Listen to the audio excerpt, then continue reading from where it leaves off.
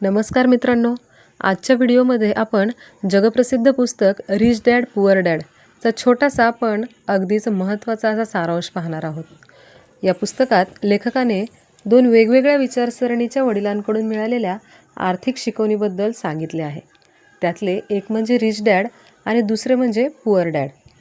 Poor dad म्हणजे लेखकाचे खरे वडील. ते खूप शिक्षित होते, चांगली नोकरी करीत होते, पण तरीही आर्थिकदृष्ट्या श्रीमंत नव्हते. त्यांचा सल्ला बघा काय होता: चांगले शिक्षण घ्या, चांगली नोकरी मिळवा, सुरक्षित जीवन जगा. पण याच एका विचारामुळे लोक आयुष्यभर पगारावर अवलंबून राहतात. मग रिच डॅड कोण? तर रिच डॅड म्हणजे लेखकाच्या मित्राचे वडील. ते फारसे शिक्षित नव्हते, पण पैशाचे व्यवस्थापन कसे करायचे हे त्यांना चांगले माहिती होते. त्यांचा सल्ला काय होता पहा: पैशासाठी काम करू नका, पैशाला तुमच्यासाठी काम करू द्या. गुंतवणूक आणि मालमत्ता तयार करा.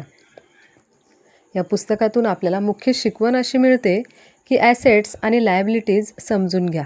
रिच डॅड म्हणतात, ॲसेट्स म्हणजे जे तुमच्या खिशात पैसे आणतात आणि लायबिलिटीज म्हणजे जे तुमच्या खिशातून पैसे काढतात.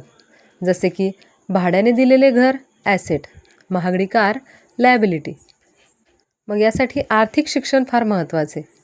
शाळेत आपल्याला गणित, विज्ञान या गोष्टी हे सगळे विषय शिकवतात, पण पैशाचे व्यवस्थापन मात्र शिकवत नाहीत.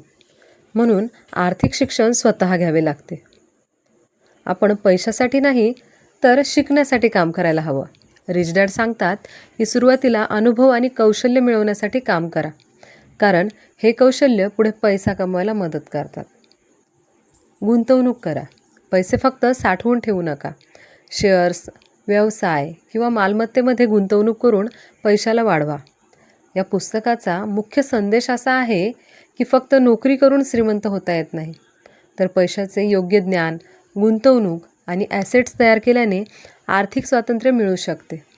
म्हणूनच हे पुस्तक जगभरात लाखो लोकांना आर्थिकदृष्ट्या जागरूक बनवते. जर तुम्हाला रिच डॅड पुअर डॅड या पुस्तकाचा सारांश आवडला असेल तर व्हिडिओला लाईक करा आणि चॅनल सबस्क्राईब करा. अशाच आणखी पुस्तकाच्या सारांशासाठी आपल्या चॅनलला नक्की सपोर्ट करा. धन्यवाद.